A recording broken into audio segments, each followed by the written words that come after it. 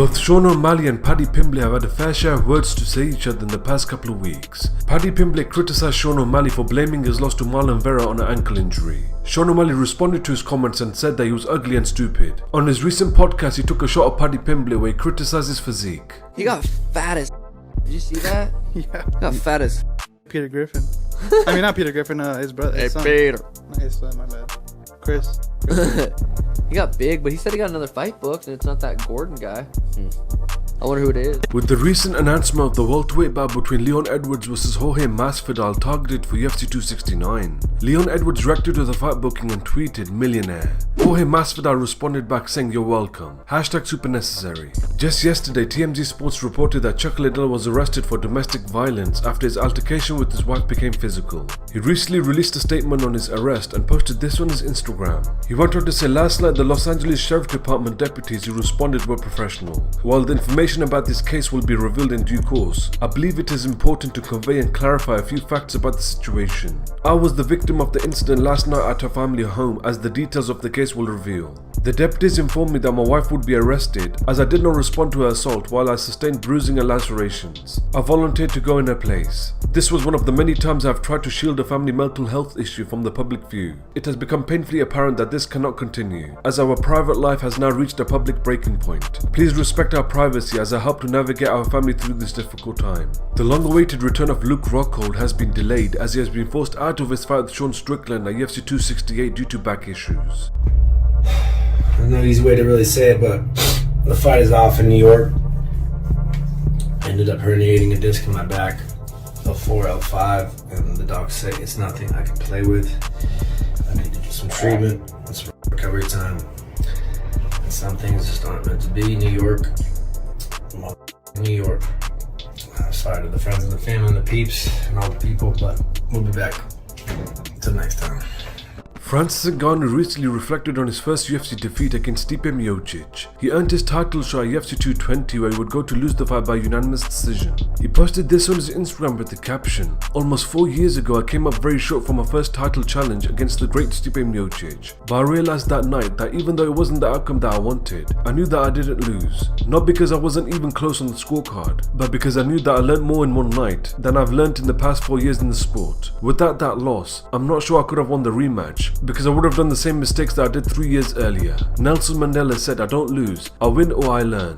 Assalamu alaikum, Samir. How are you, brother? I hope everything is good with you. I'm sitting with you, brother. Come to Stockholm, brother. I smash you, bro. Cody Garbrandt on the Champ The Tramp Podcast says that he respects Sean O'Malley for fighting unranked fighters. I think he's fighting Halion, my teammate. Okay. This kid's out of Brazil, comes out to team out and trains. Yeah, you can't even be mad at that kid. Yeah. Honestly, I kind of respect him in a way, because he knows that why would he take a fight when he doesn't have to? He's not getting paid enough to come up here and fight these guys. And once he gets beat, the hype goes away. The hype goes away. He knows over, that. right? No, exactly. He's quit. Yeah. It's not that he's gotten beaten. He's quit. Right. Yeah. That's a huge. When you're unproven inside that octagon, right. That's probably one of the most scariest places to be, with a guy that's proven or that's hungry and that's a legit fighter. Right. Because he's given everything to be there, and he knows what it takes to get there or to stay there. Yep. Sean's still unproven. Right. Frankie's a proven vet. I'm a proven vet. We've been to the top of our respective weight classes, and we're proven. There's those checkboxes. Can I go 5 rounds? Can I take some adversity in this fight and keep pushing? He's still unproven in that. Right. And he's not getting paid any different, so he understands that. And he just he's got to call out and be extravagant. Right. He's a sugar show. Right. That's his sales pitch. Happy Thanksgiving, everybody. Canadian Thanksgiving. Yeah, happy Thanksgiving, everybody. Cheers. All right, there's no break for us, as you can see. TJ Dillashaw, in a recent interview with Ariel Helwani, gave his thoughts on the current title situation in the bantamweight division. No, they knew I wasn't healthy. They obviously knew what surgery I had. I mean, their insurance pays for it. Right. They know what's going on with me, right? Like I also just keep them in the loop. I have my manager Tiki keep them in the loop to know what's going on. You know, it was going to be perfect. I was going to get back, get healthy, fight the winner between Jan and Sterling. You know, that was the next fight. So now it's whoever's got the belt when I'm healthy. Okay. I went out there and proved myself. I was the one that vacated my belt. I didn't lose my belt due to a loss. I lost my belt due to the decision I made, and they had to vacate it. So when these guys are talking about they're feeling like they're going to be the true champion, even though he goes out and beats Jan, he's not, because Jan wasn't even the true champion. He never beat a champion at the bantamweight division to actually even become a champion. You know, so there's never a real lying champion anyways, and now they're fighting for an interim belt. So I've already proved myself. I came back. I came off a 2-year layoff, fought number 1 contender. That title fight's mine when I come back. I mean, I'd say March would be the best case. I mean, making huge gains already. I'll be able to start doing super heavy strength conditioning and moving around, I'd say middle to end of November. Gives me time to get into a camp, get right back after it. Aljamain Sterling on his Instagram picks who he wants to fight out of Piotr Jan and Corey Sandhagen. Who would you like to face out of the winner of Sandhagen and Jan and Corey? It's a weird thing. I think both fights presents their different problems. I think for Sandhagen, I can get his back again. I think that's pretty evident, and even in his last fight with TJ Dillashaw.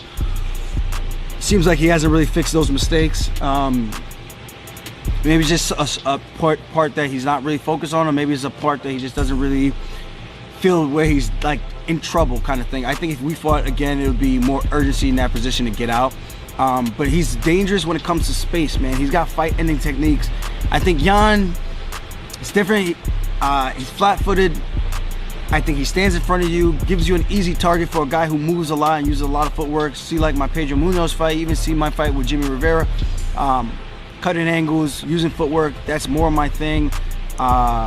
Touch and go, you know? So both fights present their problems. I think it depends on which problem I want to fight more. I don't know. I do think both rematches need to happen, but I think the rematch that needs to happen first is the fight with Jan. And that would make me sleep better at night that one's finally off the table. So, I mean, whether or not, like, it's in the back of my mind that fight has to happen, whether it's for a title or not. I don't give a. It just has to happen. So, the winner of that one, I really don't care. I think the path of least resistance would be Peter, I think. But then again, if Peter beats Sandhagen, then that says a lot. So, I don't know, because I feel like Sandhagen's the better fighter out of that two stylistic matchups.